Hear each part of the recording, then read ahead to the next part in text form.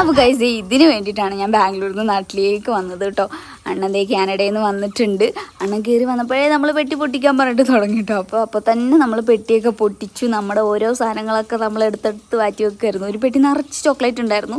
അതിനകത്ത് കുറേയൊക്കെ നമ്മൾ അപ്പം തന്നെ ഇരുന്ന് പൊട്ടിച്ച് കഴിച്ചു കേട്ടോ. അങ്ങനെ ദേ മറ്റേ ദുബായ് ചോക്ലേറ്റ് ഒക്കെ ഉണ്ടായിരുന്നു. അത് കഴിക്കണം നമുക്ക് ഭയങ്കര ആഗ്രഹമായിരുന്നു കേട്ടോ. അപ്പോൾ അതൊക്കെ ഇരുന്ന് കഴിക്കുന്നുണ്ടായിരുന്നു. പിന്നെ തുന്താപ്പി ആണെങ്കിൽ തുന്താപ്പികൾ ഓരോ സാധനങ്ങളൊക്കെ എടുത്ത് മാറ്റി മാറ്റി വെക്കുമായിരുന്നു. തുന്തന് കുറേ ബീച്ച് വർക്കും കാര്യങ്ങളൊക്കെ അണ്ണൻ കൊണ്ടുവന്നിട്ടുണ്ട്. അങ്ങനെ ദേ കുറച്ച് കഴിഞ്ഞപ്പോൾ അണ്ണൻ വന്നപ്പോൾ ഒരു 2 മണിയൊക്കെ കഴിഞ്ഞിട്ടുണ്ടായിരുന്നു. നമ്മൾ ഉറങ്ങിയപ്പോൾ 5:30 ആയിട്ടോ. അത്രയും നേരം വർത്താനൊക്കെ പറഞ്ഞിരിക്കുമായിരുന്നു. അണ്ണൻ അൽഫാം മേടിച്ചിട്ട് വന്നിട്ടുണ്ടായിരുന്നു. അപ്പോൾ നമ്മൾ ദേ അതുമൊക്കെ ഇരുന്ന് കഴിച്ചു കേട്ടോ. പിന്നെ കുറേ നേരം നമ്മൾ വർത്താനമൊക്കെ പറഞ്ഞിരുന്നു. അച്ഛനും അമ്മയൊക്കെ എല്ലാവരും കടന്നു. നമ്മൾ പിള്ളേർ മാത്രം പിന്നെ ഇങ്ങനെ ഇരിക്കുമായിരുന്നു വർത്താനം പറഞ്ഞിട്ട്. അങ്ങനെ ദേ അണ്ണൻ വന്നപാടെ ഉള്ള ഡ്രസ്സും ഒക്കെ തന്നെ കേട്ടോ. നമ്മളെല്ലാവരും അങ്ങനെ ഇരുന്നു. അപ്പം അത്രേ ഉള്ളൂ.